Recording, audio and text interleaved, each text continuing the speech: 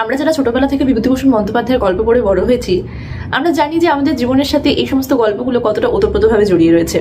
আমরা জানি যে এই গল্পগুলো আমাদের জীবনে ঠিক কতটা গুরুত্বপূর্ণ। পথের পাঁচালী, আরণ্যক, হীরামানিক জলে, চাঁদের পাহাড়, এই সমস্ত গল্পগুলো এক একটা কাল্ট ক্লাসিক, ফ্যান্স ফেভারিট, তাই না? কিন্তু পপুলার এই সমস্ত গল্পগুলোর ভিড়ে লেখকেরই লেখা আরেকটি গল্প, অনুবর্তন, এমন একটা জেম যেটা হয়তো অনেক সময় আন্ডাররেটেড থেকে যায়। বিভূতিভূষণ বন্দ্যোপাধ্যায়ের গল্প বলতে আমরা কি বুঝি? টান টান উত্তেজনা, রহস্য, রোমাঞ্চ, প্রকৃতির নিদারুণ একটা বর্ণনা, আর সহজ সরল সুন্দর একটা গল্প। অনুবর্তনও সেরকমই একটা গল্প, শুধু প্লট আর ক্যারেক্টারে লেখকের বাকি সমস্ত গল্পদের থেকে কিছুটা আলাদা। ওয়েলসি স্ট্রিটে ক্লার্কওয়েল সাহেবের স্কুল, যেখানে তিনি স্কুল চালান, সাথে রয়েছেন নারায়ণবাবু, ক্ষেত্রবাবু, জগদীশবাবু, যদুবাবুর মতন আরো কিছুজন শিক্ষক। সাহেব ভীষণ পার্টিকুলার এবং ভীষণ ডিসিপ্লিন একজন মানুষ। ওনার প্রধান উদ্দেশ্য ছাত্রদের কি করে উন্নতি হবে, ছাত্রদের পড়াশোনা কি করে আরো মনোযোগ বাড়বে, এবং তার জন্য তিনি সব করতে রাজি।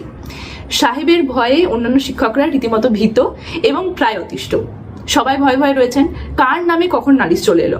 যদুবাবু, আপনি কিন্তু এই ক্লাসে ঠিকঠাক পড়াননি। ক্ষেত্রবাবু, আপনার জন্য কিন্তু ছাত্ররা ভালো ফল করতে পারেনি। এই আর কি।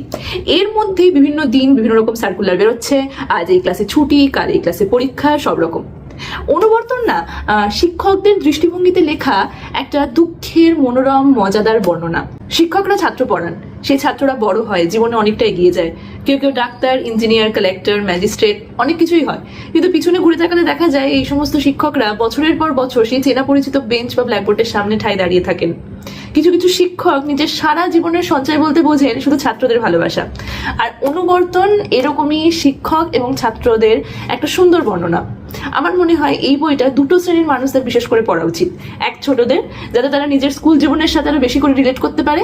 আর দুই, বড়দের, যাতে তারা স্কুল থেকে বেরিয়ে যাওয়ার বহু বছর পরেও সেই নস্টালজিয়া, সেই স্কুল জীবন, সেই বন্ধু বান্ধব, শিক্ষক, সবকিছুকে আবার ভালো করে মনে করতে পারে।